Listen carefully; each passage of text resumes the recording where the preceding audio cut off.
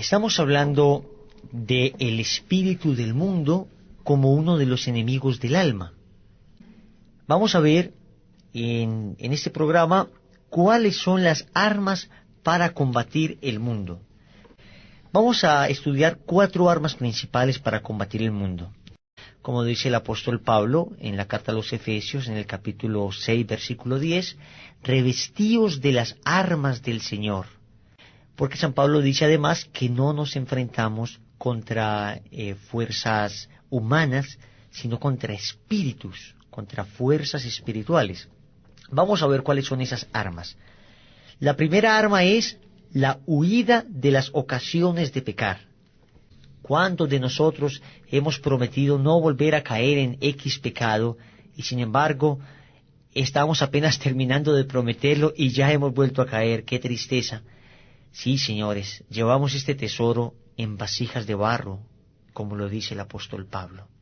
Huir de las ocasiones de pecado se refiere precisamente a eso, a saber que somos débiles, a saber que tenemos una naturaleza inclinada por el pecado original y que entonces debemos evitar caer en esas tentaciones. Es como si tú tuvieses un carro y tiene mala alguna llanta, entonces uno sabe que debe andar con cuidado, que hay una llanta que posiblemente se puede explotar. Tú identificas claramente cuál es esa parte del carro que está mal y no vas a esforzar demasiado esa parte. Antes vas a andar con prudencia, vas a tratar de que la llanta no entre en lugares muy pedregosos para que no se dañe, y lo mismo hacemos con el alma. Cuando conocemos que dentro de nosotros hay alguna inclinación desordenada a unas cosas más que a otras, porque hay personas que tienen inclinaciones a unas cosas más que a otras, ¿no? Es decir, no todos tienen la misma inclinación a la lujuria, no todos tienen la misma inclinación a la pereza, no todos tienen la misma inclinación a ciertos pecados.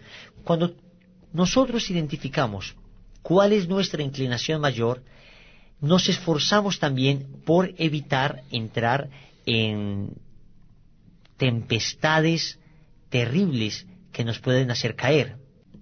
Las tentaciones no son pecado en sí, pero por eso decimos en el Padre Nuestro, no nos dejes caer en tentación. Es decir, no anidarlas en el corazón y dejarse llevar de ellas, porque a veces son tan fuertes que si nosotros no estamos preparados, nos arrastran completamente.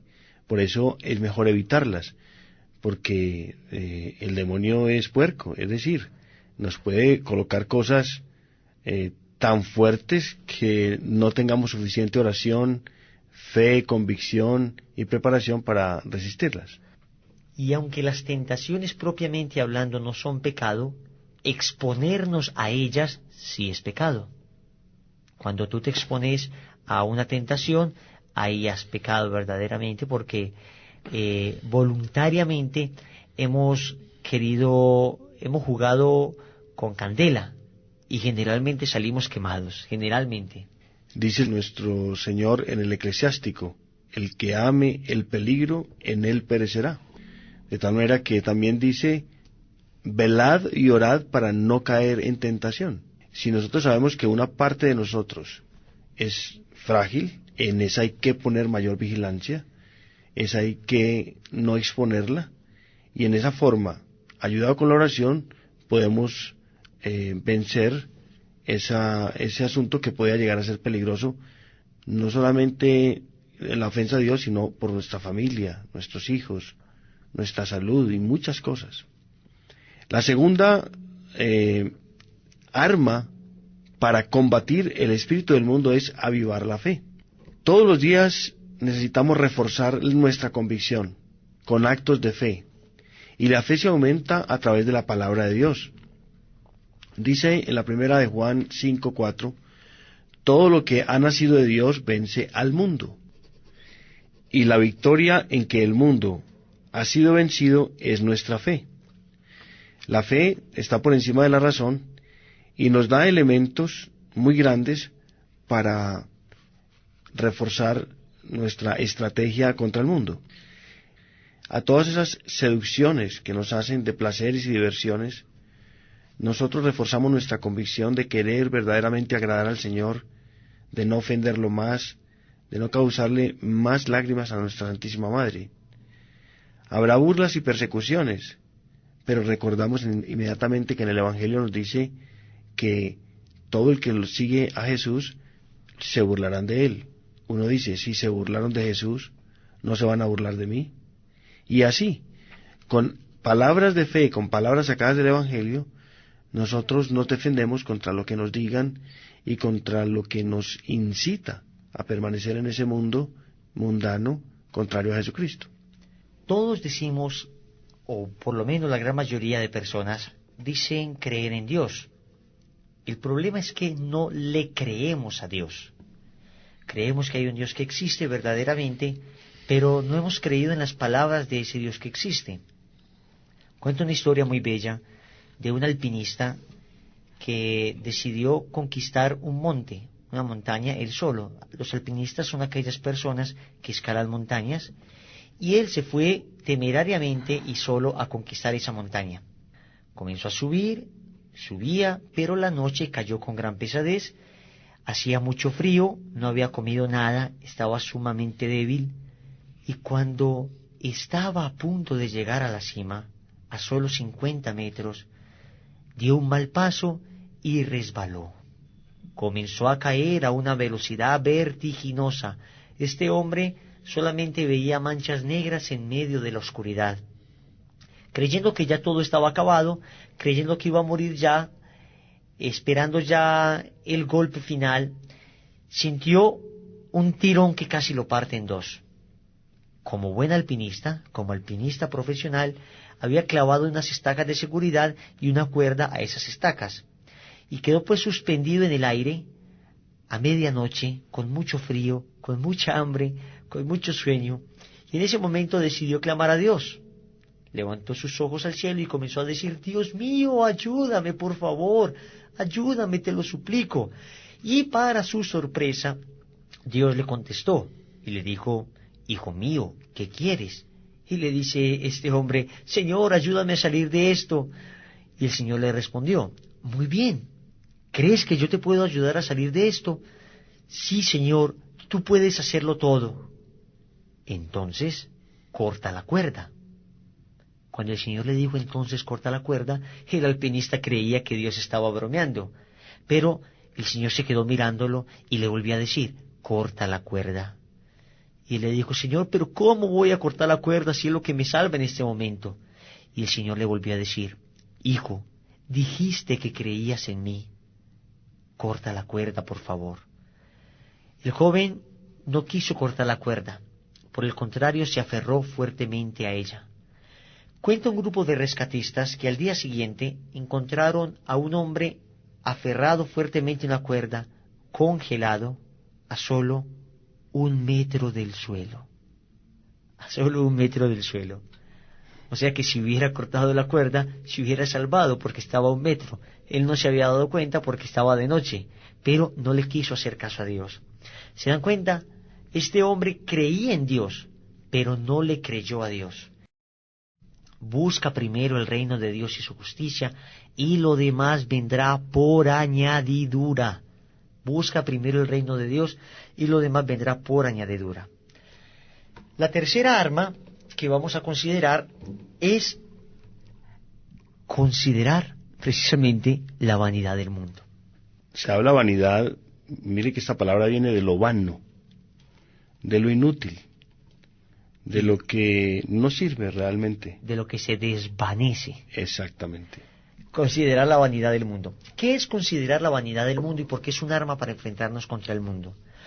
Porque cuando una persona es inteligente, como sé que todos los que nos escuchan lo son, comienza a reflexionar y se da cuenta que el mundo cambia muchísimo en sus juicios, en sus pensamientos, en sus estrellas.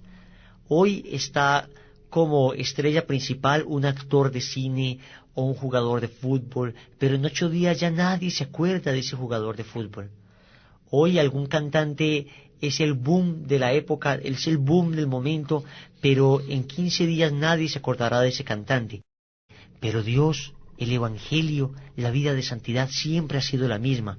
desde el principio ha sido la misma hasta nuestros días, porque, como dice Primera de Pedro en el capítulo 1, versículo 25, la palabra del Señor permanece eternamente. La palabra del Señor no se muda.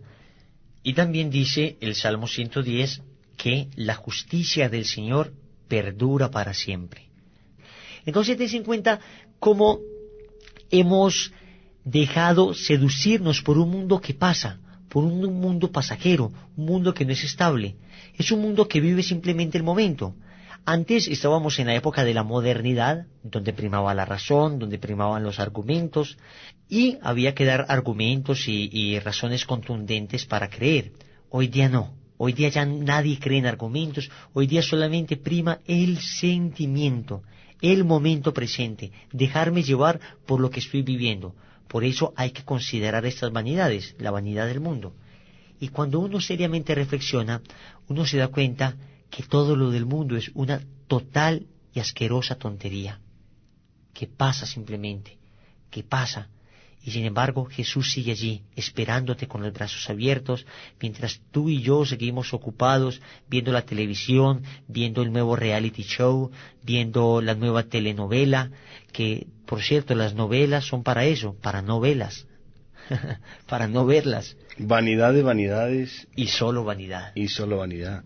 No hay estable nada bajo el cielo.